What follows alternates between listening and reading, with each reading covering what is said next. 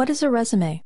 A resume is a document used to showcase your skills, education, and experience to prospective employers. Your goal is to create a resume that provides important information to employers and entices them to invite you for a job interview. Why is a resume important? The resume is your first and often only opportunity to convince employers that you deserve consideration for their positions. You should therefore create a resume that makes a good first impression. Steps in preparing a resume. Step 1. Gather information about your educational experience, employment history, skills, and other relevant information. Step 2. Choose the type of resume that you will use. Step 3.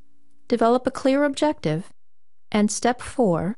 Write your resume using professional presentation, accurate information, and action goal-oriented language. Choosing the type of resume. You should choose a resume type that best fits your experiences and targeted position. There are different types of resumes, each with a different focus: chronological resume, functional resume, and combination resume. The chronological resume is the most commonly used resume type. It outlines educational and work experience in a timeline manner. The most recent experiences are listed first, followed by the next most recent experiences.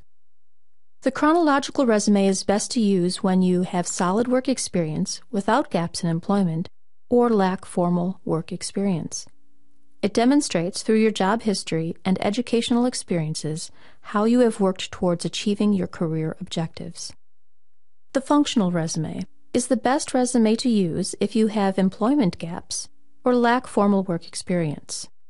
This resume type highlights skills and accomplishments over job history and formal work experience.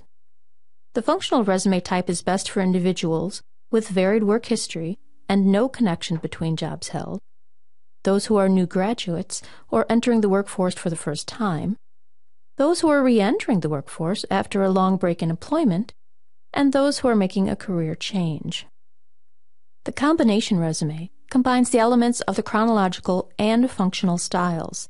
It highlights relevant skills and experiences for the desired position, as well as briefly presenting your job history and educational experience. The combination resume is best to use if you want to equally highlight your work history, your skills, experiences, and achievements. This type of resume allows you to include volunteer or internship experiences. It also allows you to elaborate on skills and experiences outside of the formal work environment that have prepared you for the targeted position. Remember, it is very important to choose the right type of resume for your application based on your job history, skills, and the position for which you are applying. Once you have chosen your resume type, it is equally important to carefully write your resume to tailor it to the position for which you are applying. When writing a resume, select a presentation style that is professional and consistent in style from beginning to end. Choose fonts and sizes that are easy to read. Summarize your education, experience, and skills with short headings and action-oriented statements to maximize their effect on the employer. Print out copies of your resume on high-quality resume paper. Resume components include contact information, objective, education, work experience, skills, and references. A resume begins with your contact information. Make sure to include the following up-to-date information: name, address, phone numbers, and email address appropriate for business correspondence. Next, you should include your career objective. This is a brief, specific statement about your employment goals and what you can contribute to your employer. While it is important to be specific in your objective statement, you still need to keep it broad enough for consideration for other potential opportunities that the employer might have available. Examples of ineffective and effective objective statements include: an ineffective statement would be a clerical position. An effective statement would be an entry-level office position utilizing my computer, data entry, and general clerical skills. An ineffective statement would be a challenging position. An effective statement would be and entry-level management position in the electronics field with the potential for advancement into top corporate management. List your educational experiences, beginning with the most recent. Each educational entry should include the name of the institution, the city and state of the institution, degrees sought or earned, and your specific field of study, and the date you received the degree. Work experience.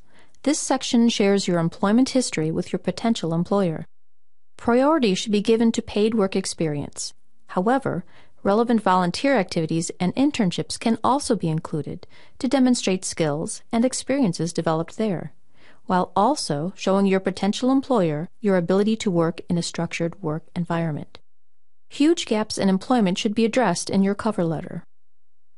Begin this section with your most recent employment experience.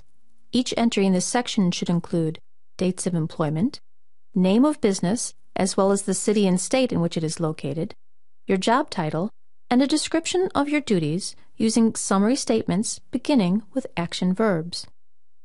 Using action verbs. Below are examples of an effective and ineffective statement for a sales representative. An ineffective statement would be, helped customers. An effective statement would be, resolved customer issues by using effective listening and problem-solving skills. For additional action verbs, use the Illinois WorkNet Action Verbs document. The Skills section. In this section, highlight the skills that you possess that will make you an asset to the potential employer. It is important that you emphasize your effectiveness in skills that are relevant to the position for which you are applying. It can give you an advantage over a less skilled applicant. For help describing your skills, you can visit the Skills Profiler provided by Career One Stop. This is available through Illinois WorkNet. References. In your reference section, write that references are available upon request. Make sure to gain permission from your references to use them as a reference. Also, keep them informed about the positions for which you are applying. Type your references information on a separate sheet of paper and be prepared to provide it when it is requested. For each of your references, include the following information: complete name, including Mr., Ms., or Mrs., job title, name of organization, work address, phone number, and email address. Optional sections to include in your resume, if they are relevant to the position for which you are applying, include professional licenses held, professional organization memberships, honors and awards, research, or other relevant activities. Once you have your resume prepared, make sure to save it and customize it for each future position for which you apply. This means that you may have more than one resume saved. It is important to customize each resume being submitted to a potential employer, as you want to tailor it to their specific needs to show them that you are the best applicant for the position. Focus on the desired position's job description and make sure to mention their requirements and preferences in your resume. Use their keywords and skills in your job objective and throughout your resume. Each position's job description and needs will be different, so you must tailor your resume to each position for which you are applying. Submitting a resume. Just as important as creating a resume is following the employer's instructions on how to submit it. Failure to follow instructions may give the employer a bad first impression of you as an applicant, and it may even cause you not to be considered for the position. So whether the employer wants the resume faxed, emailed, or turned into their office in person, you must pay attention and follow the instructions. Electronically submitting a resume. When submitting a resume electronically in the body of an email or pasting it into an online application, make sure to look at how it is formatted once you have cut and pasted it. Sometimes, cutting and pasting information will ruin your original formatting, so make sure to correct any formatting errors that may occur as you transfer information. In conclusion, keep resumes brief, relevant, and up-to-date, and use them to communicate goals and accomplishments. Tailor your resume to each position for which you are applying. Make sure headings and dates are consistent throughout your resume. Make sure resumes are professional in appearance by printing them on quality paper and by proofreading to avoid grammatical and spelling errors. Have more than one person proofread your resume. And finally, be sure to follow employer instructions for submitting a resume.